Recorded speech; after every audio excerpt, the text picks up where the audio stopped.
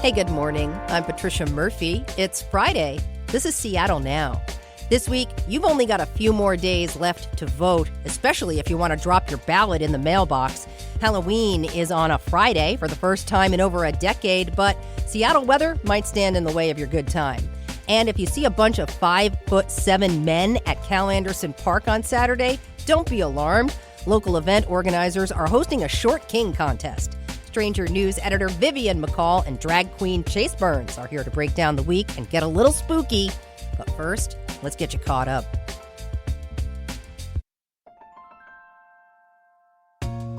The family of a 15-year-old who fell to his death at Gasworks Park has filed a nuisance lawsuit against the city of Seattle.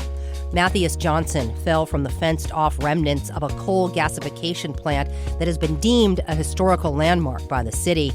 The Seattle Times reports Johnson is the third person since 2012 who's fallen to their death from the structure. The city's Landmark Preservation Committee rejected a proposal this month to take the ladders and catwalks off the structure, instead suggesting better lighting, cameras, or an alarm system.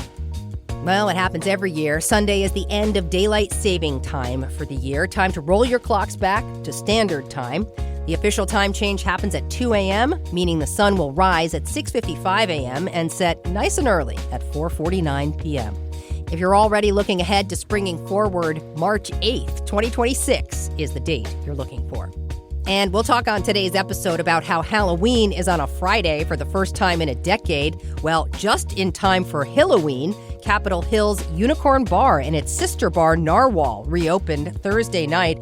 The bars were closed for 3 months due to fire and water damage from an electrical fire at the building next door. King 5 reports that Unicorn employees were able to rely on donations from a GoFundMe campaign while the business was closed, and that the staff spent the last few weeks changing up the bar's menu and revitalizing the space. Check back for more headlines on tonight's episode of Seattle Now. It's Friday again. Make sure you get the waterproofed version of your costume ready for tonight. Vivian McCall is here. She's the Stranger's News editor. Vivian, how you doing? I'm doing very good. Thank you for having me. Glad you're here. Drag queen and entrepreneur Chase Burns is here too. Been a while. Good to see you, Chase. Good to see you. How are you? I'm all right. Getting through. All right, you two, before we dive in, it has been a long time since we had a Friday Halloween. We had a Saturday Halloween in 2020, which basically didn't even count. And because of the leap year, we haven't had a Friday Halloween since 2014. Before we get going, does Halloween on Friday night mean that last weekend's festivities are going to run into this Saturday night? Has it been just an entire party all week? I don't know, because I've heard people in the city say things like, I don't know if I want to go out on a Friday. Like, I work today. I'm so tired. And it's like, yeah. Have you heard the phrase TGIF? Are you not grateful? Are you not thanking God for this? People don't like to party here in a lot of ways. So I think it's up in the air, but I'd like to see people outside. I didn't know people were partying last weekend. I assumed if you're going to have a Halloween Friday, then you get the rare opportunity to celebrate it on a day where it's supposed to happen, which means you don't need to have 17 Halloween parties. You can have one on Halloween Friday, which I feel like is a blessing. That said, I do think Halloween could be longer. Like, I feel like Christmas gets to be 2 months now, really a whole 6 months if you think about it, like once it starts landing in the stores. Yeah. Halloween is not allowed to appear until kids have done their back to school shopping. Like, we're just it's culturally pushed back. And I do feel like we could bring it further into the summer if we wanted to. Let's talk about the rain, because weather is always a thing. No matter where you live around this time of year, you're always throwing a sweater over your very pretty princess dress that has no sleeves on it. Should we design our costumes for the rain or umbrella? I don't know where to it's been done. It's been around for a long time. It's great. You don't have to find a big leaf. You don't have to have a waterproof costume. There's you can put it over your head. It's awesome. Yeah. You want the umbrella to protect yourself from rain. And then you do what, a lot of women have done in places like Minnesota for all of time during winter is you act cold. If you want to go out, right. If you want to go out for New Year's Eve and you want to wear a nice sparkly dress and it's -20, you wear the nice sparkly dress. You suffer. So Suffering is key. So you make your nice Halloween costume, you suffer, and you protect it with an umbrella. Exactly. It's going to be really, really rainy. Actually, the National Weather Service and they make them big. Someone with the Weather Service gave KUOW a suggestion for a rainy day Halloween costume. It was a submarine. Very sexy. Oh. Very sexy. Yeah. What do you think? I mean, because, you and we all been around a little while. This move to these giant Halloween decorations feels pretty recent, actually. Yeah, it does. People must have a lot of space. So I don't. Remember the blow-up things? That shrinks for a little bit. I mean, I have like a blow-up inflatable pool that I used for a costume once, and that, even though it deflates, takes up a lot of space. It takes up half my closet. I cannot imagine what I would do with a giant skeleton. I don't have the space for that. Yeah. I think that there has always been, in every American neighborhood, there is one house that is populated by two childless, straight people who go insane on Halloween, and they don't do anything else. But you look at the yard; it's a murder scene. It is. I got a couple of those in my neighborhood. It is a screen accurate depiction of the Texas Chainsaw Massacre. Yeah. It is a real maze that you can get lost in, and so I don't think it's a new thing, and I don't think that those people have yet to. They have not been outdone, but I think the giant decoration, it's great, but it's also just like expensive, and it's one thing. It's one thing. So do I love to see the big skeleton? Of course. I see it and I go, it's one of those big skeletons. and I'm like, that's great. But it doesn't impress me because it's like I have $300 and it's like, that's great. And space. And there's always like a little one next to it. You notice that the people who have big ones, it isn't enough because it is one thing. And so you start hanging little ones. I've seen this a lot onto the big one. This happens a lot. And so it's just like it becomes a tree of skeletons. Exactly. And I don't care for that because the other skeletons, then they have a sort of inferiority complex. And also, they're little. You don't need to show me another skeleton for size. I have a skeleton too. It's in me and I see that it's bigger than me. It has been established. I know it's big. However you decorate, just say no to that spiderweb stuff. It's bad for the birds. And we are moving on to the big story of the week. It's almost Election Day. If you haven't put your ballot in the mail by now, maybe consider finding a ballot box. King County Elections suggests today, Friday, is the last day you should risk sending your ballot through the mail. The safest bet is the ballot drop box if you live in a rural area. Everyone has until 8 p.m. on election night, that's Tuesday, to get your ballot in the box. You two, how do you approach your ballot? Are you an early voter or a procrastinator? I'm hella procrastinator. I actually, I used to work with a stranger and I would do it kind of on purpose because I would be like, oh, we got to send someone to the ballot box right at the end just to see, who's voting late. And so I'd be like, just take mine too. And so I was always working on election night. So I was like, I will vote. It's not a good habit though, because sometimes you get really close to not voting. Yeah. Something comes up. Sometimes there's rain, It just... Yeah, exactly. And you can't do anything about it. I also will vote a little bit later because I built it into my routine when I'm covering election night, because it is good to swing by a ballot box because it gives you a little bit of an idea. And I think especially this year, because you're talking about this change in the USPS postmarking rules, it is like a real thing. And if you plan to send your ballot in by mail, it could really be returned and you could really not get your vote counted. And the other thing is when you vote really late, you might get bugged by a reporter.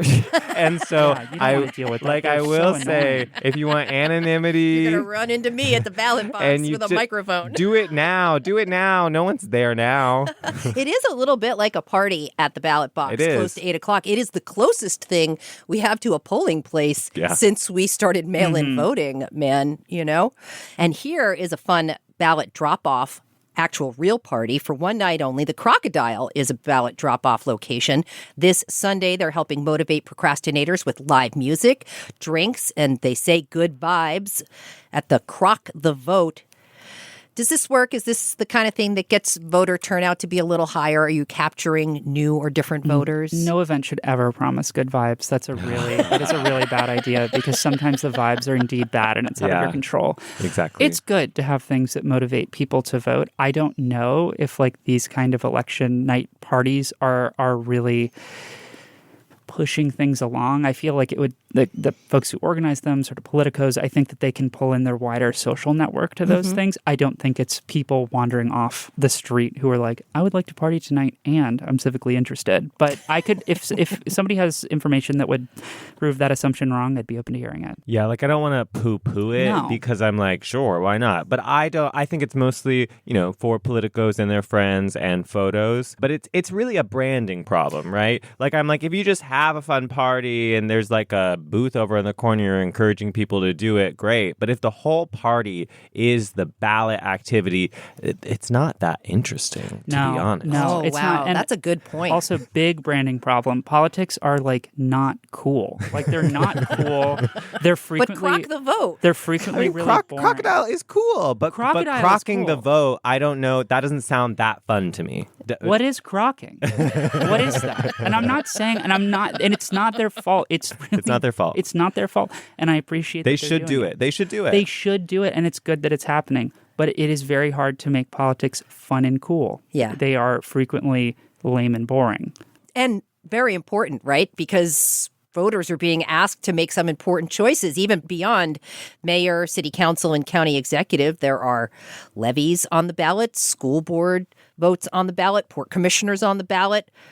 Pre-COVID, I know my neighbors used to do like a voting potluck situation where they'd all get together, but that feels like ancient history at this point. A voting potluck? Like they would all vote together and make They food? would all get together, talk about the ballot, talk about the races, and then at the end of the night, they would like make their choices. Yeah, That's cute. There are a lot of voting parties, especially in the primary. I mean, the Strangers primary endorsement, there are a lot of people that grab that and have a little party around it. Having worked for them, I do know. But it's still honestly a little corny. But this is like a small group, right? It's small this group. Isn't like a crock friends. the vote. Yeah, This friends is get together. I don't situation. care. I like it. It's like, again, Suzanne, it's fine. You can have this your is good. voting party. This is Please good. do. Everyone really should do it.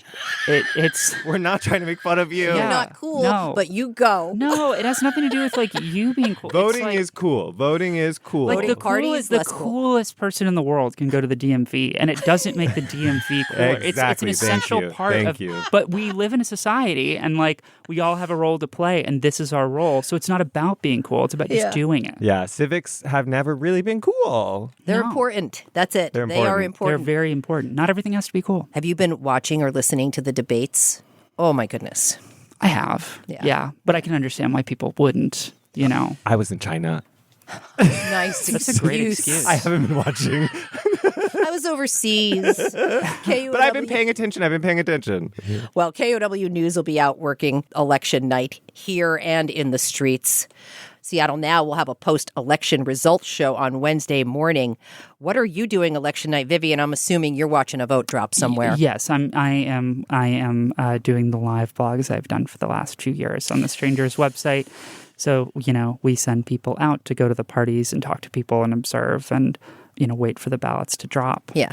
Usually at about 8:03. That's it. There's only one drop. It's one party on election night. Sometimes it's 8:06 and it really stresses you out. Oh yeah. No, the way that people's faces just get red.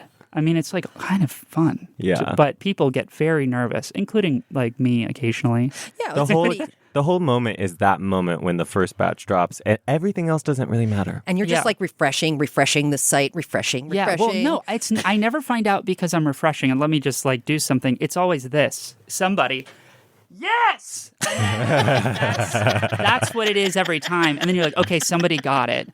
That is it. Chase, what are you going to do? You're released from the newsroom. I am released. I used to do the exact same job and run that live blog when it was a worse back end. It's not much better now. But it was very stressful. I have to say, when the live blog shuts down and suddenly the website breaks and no one's on call except for you, it's stressful. But I'll be paying attention. I'll be in San Francisco. I don't know anything about their elections, but I will have voted here, so I'll look. You've done your duty. At 8:03 to 6, I'll refresh the page and I will do whatever everyone else does. Shower, cry. Well, this election is an odd year, strictly local, important, but not necessarily a big voter driver. The nation is more politically divided than it's ever been, it seems. Does your vote feel... I can't imagine. What the hell is going on? Chase, you've been overseas. You don't know. I don't know.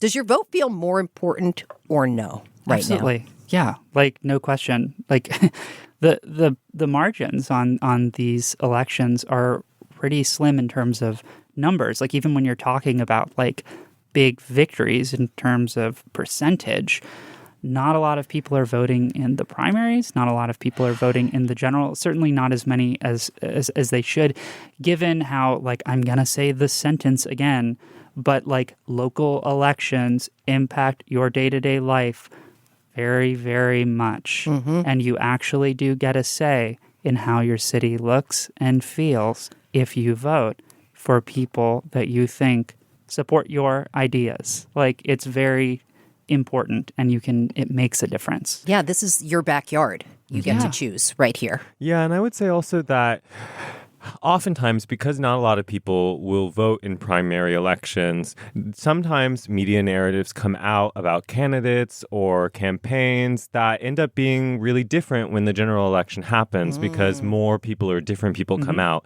And so I've seen this happen many times in Seattle where a primary election happens and certain people feel very comfortable because of the results in the primary election. And then the general election happens and they're shocked to find out that it's very different. And that's because more people show up at the general election and often very different people show up at the general election. Yeah, so it's important. And we did some polling recently that indicated that there was a pretty significant number of people who had like voted for Katie Wilson, for example, in the primary and weren't sure if they were going to show up for the general election. And that could result in a very different outcome. Yeah. Like, obviously, like this is just like pure numbers. But it's important that if you voice your opinion, you felt strongly about it in the primary and you want your voice heard in the general, it does not, it's not transferable. You actually do have to vote. It doesn't carry over. It doesn't carry over. You do have to vote twice. That's why they give you another piece of paper. And then we do this other day.